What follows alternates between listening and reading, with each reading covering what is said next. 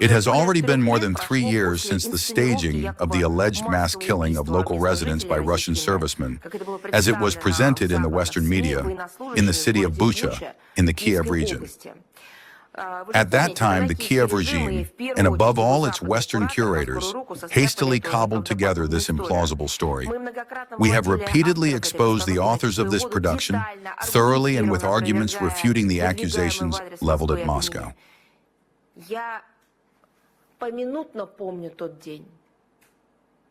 I remember that day minute by minute.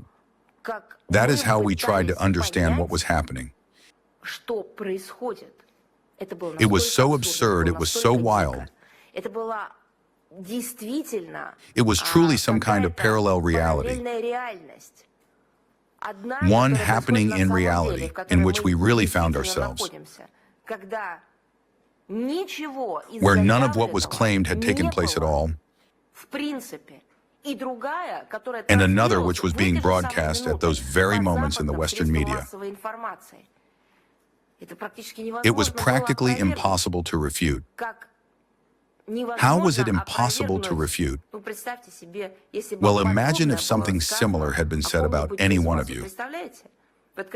You open a newspaper, and there is an absolute lie written there. But millions of people have already been supplied with it. You stand there and do not even understand how to justify yourself. And how do you do that if you did not commit this? Here we should not be talking about justification, but about completely different things, about the fact that you are becoming the victim of criminal disinformation.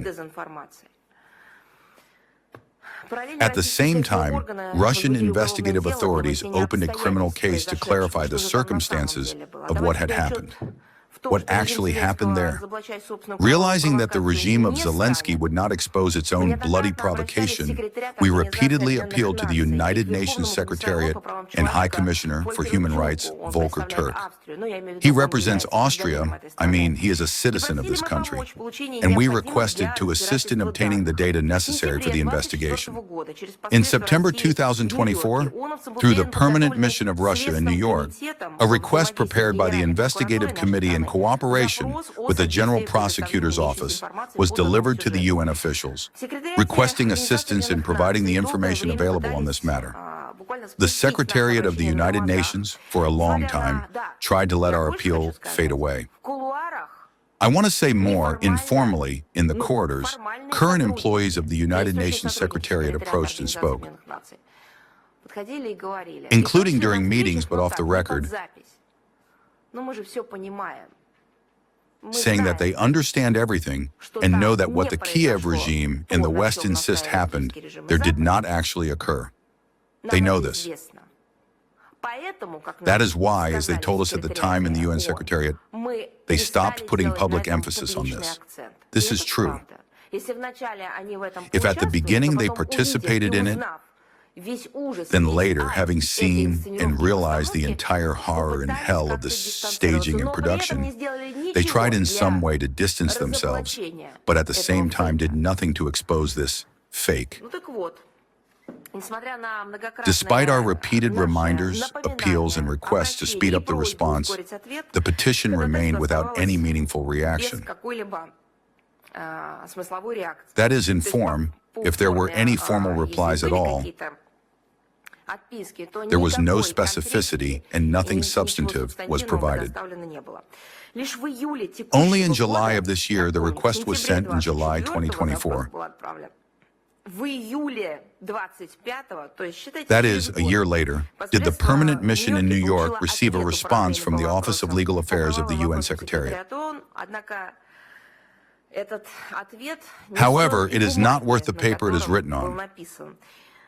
One cannot bring oneself to call this a document. It is nothing but a formal reply. The UN official's reasoning is simple and unpretentious. Allegedly, the Office of the UN High Commissioner for Human Rights analyzed our request and came to the conclusion that the relevant information cannot be disclosed.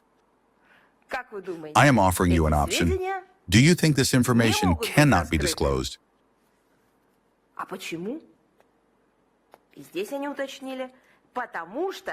And here they said, because this would violate obligations to maintain confidentiality with third parties and or would jeopardize within this paradigm, one might assume even personal data, personal safety.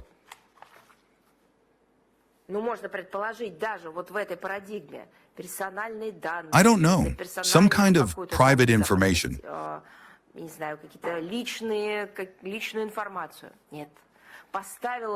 But no, the security of the activities of the United Nations. You understand? Just imagine, the United Nations has a Security Council that deals with maintaining security throughout the world. And an answer to the banal question, what did you find out in the course of your actions and investigations, could supposedly jeopardize the security of the activities of the United Nations, which is supposed and intended to stand guard over peace and security throughout the world. On the other hand, these arguments are not new. Previously, Volker Turk also resorted to similar justifications in response to the notes of the Russian permanent mission in Geneva. In his letters, he referred to the conclusions of the notorious Independent International Commission of Inquiry on Ukraine and the UN Human Rights Monitoring Mission in Ukraine, allegedly confirming that Russian servicemen committed crimes in Bucha. What an astonishing game. When it is necessary to accuse our country, everything is found. Arguments, references to unnamed sources, some received reports, everything is there. True, they do not give them, do not show them, but refer to them indirectly. As soon as you request some information, they say, well, no, we will not give this. Why? Is it unsafe? We have every reason to believe that the UN Secretariat is deliberately evading constructive interaction with the Russian side in violation of the established practice of cooperation with states in the interests of the administration of justice. And of course, such an approach cannot be acceptable to us. As an initial reaction, the Russian permanent mission in New York sent a letter to the UN Secretary General in which it pointed out the unjustified delay in responding to the Russian request and challenged the validity of the references to confidentiality obligations towards third parties in the case of serious accusations against a member state, and also reminded of the obligation of the United Nations to cooperate with states for the purposes of the administration of justice. We demanded that our appeal be published as official documents of the UN General Assembly and Security Council. We want to warn the Secretariat that we will not leave this matter as it is.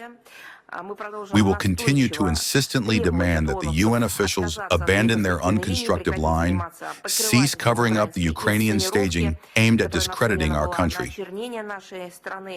The main point is that it was aimed at disrupting the negotiation process that was underway at the time. That was its primary function. Not only, and not so much, to once again demonize Russia for that they always have the opportunities, resources, will, and means. But this particular provocation was necessary in order to explain to the international community why the Kiev regime was leaving the negotiating table in the spring of 2022.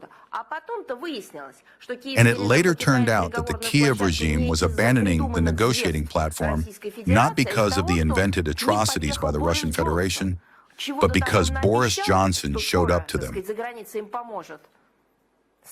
He promised them something, that he would soon help them become the main players on planet Earth and in 3 adjacent universes. And after that, they stopped the negotiation process with the Russian Federation. They needed a picture for Western screens, a little story, and they organized it. They took as a basis similar events in the form of a provocation by the Third Reich and the German fascist troops during the Second World War, about which we have spoken in detail. We will definitely add the link to today's briefing.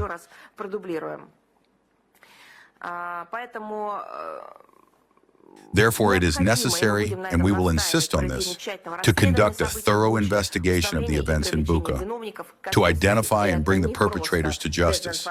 This is not just disinformation, but a crime, a real crime.